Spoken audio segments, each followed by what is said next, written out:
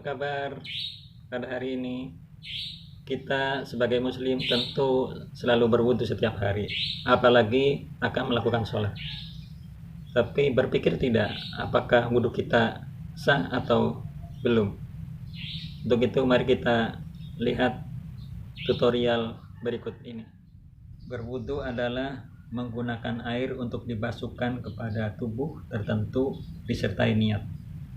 Sedangkan tujuan berwudu adalah membersihkan diri dari najis sehingga saat beribadah kepada Allah dalam keadaan suci dan bersih. Yang digunakan untuk berwudu adalah air suci yang mensucikan, tohir mutohir, yang jumlahnya ada 7. 1. Air hujan. 2. Air laut. 3. Air sumur. 4. Air sungai. 5. Air embun. 6. Air salju. 7. Air sumber atau mata air. Itu ada 6. Yang pertama, niat. Niat adalah pekerjaan hati yang dilakukan di awal ibadah. Fungsi niat adalah meraih pahala, sebab niat adalah pembeda antara pekerjaan ibadah dan pekerjaan yang bernuansa kebiasaan. Niat berwudu ini dibaca ketika bersamaan ketika membasuh wajah dengan lafaz nawaitul wudu'a liraf'il adasil asghari fardhu lillahi ta'ala. Yang kedua adalah membasuh wajah. Standar membasuh wajah adalah mengalirkan air pada kulit. Adapun batas wajah atas bawah, atas adalah sampai tumbuhnya rambut di kepala, bawah adalah sampai dagu ya. Sedangkan batas wajah samping adalah antara 2 jentil telinga ini ya. Sedangkan lubang mata, lubang mulut, lubang hidung tidak wajib karena bagian dalam. Fardu yang ketiga adalah membasuh tangan sampai dengan siku-siku, karena tangan merupakan anggota yang berpeluang kena kuman penyakit, sebab kedua tangan selalu berinteraksi langsung dengan benda-benda alam sekitar. Fardu yang keempat yaitu mengusap sebagian kepala, walaupun 1 helai rambut saja, karena ada di dalam batas kepala. Kemudian apabila rambutnya panjang, tidak sah kalau mengusap ujungnya saja, karena ada di luar batas kepala. Rukun yang kelima yaitu membasuh kaki hingga mata kaki. Mengalirkan air pada kaki akan menimbulkan rasa nyaman, rasa tenang ke seluruh tubuh. Hal ini disebabkan telapak kaki terdapat saraf-saraf yang berhubungan langsung dengan tubuh. Makanya tidak heran orang akan merasa nyaman ketika dipijat kakinya. Yang keenam yaitu tertib atau berurutan, yaitu berurutan dari mulai niat, membasuh wajah, membasuh kedua tangan, mengusap sebagian kepala, dan membasuh kaki hingga mata kaki.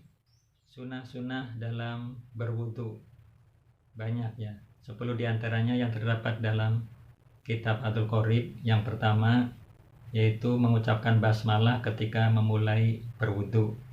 Yang kedua, membasuh telapak tangan hingga pergelangan tangan. Yang ketiga, berkumur-kumur. Yang keempat, istinsyak atau menghirup air ke dalam hidung. Yang kelima, mengusap keseluruhan kepala. Yang keenam, mengusap ke seluruh bagian luar dan dalam daun telinga. Yang ketujuh, menyela-nyelai jenggot yang lebat dan panjang. Kedelapan, menyela-nyelai tangan dan kaki. Yang kesembilan, mendahulukan anggota yang kanan daripada yang kiri. Yang kesepuluh, mengulang-ulang 3 kali baik usapan maupun basuhan atau yang disebut taslis. Nah itu ya, banyak.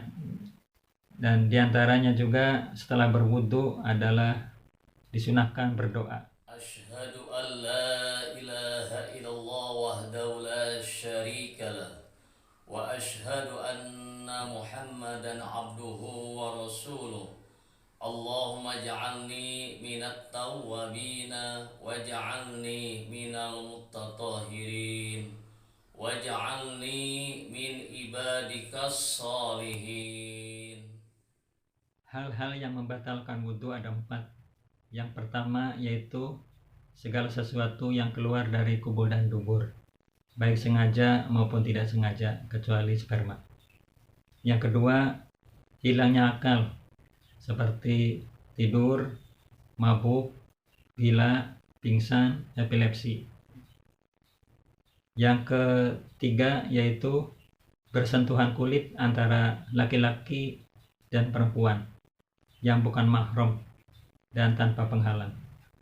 Yang keempat yaitu menyentuh kemaluan atau anus dengan telapak tangan tanpa penghalang, baik itu kemaluan sendiri maupun milik orang lain. Hikmah berwudu yaitu sepanjang hari kita bersentuhan dengan bakteri dan kuman. Sedangkan berwudu dilakukan membasuh di bagian luar. Sehingga dengan berwudu minimal 5 kali sehari, insya Allah kita bisa melindungi diri kita dari kuman dan bakteri. Demikian video tentang berwudu ini, semoga bermanfaat.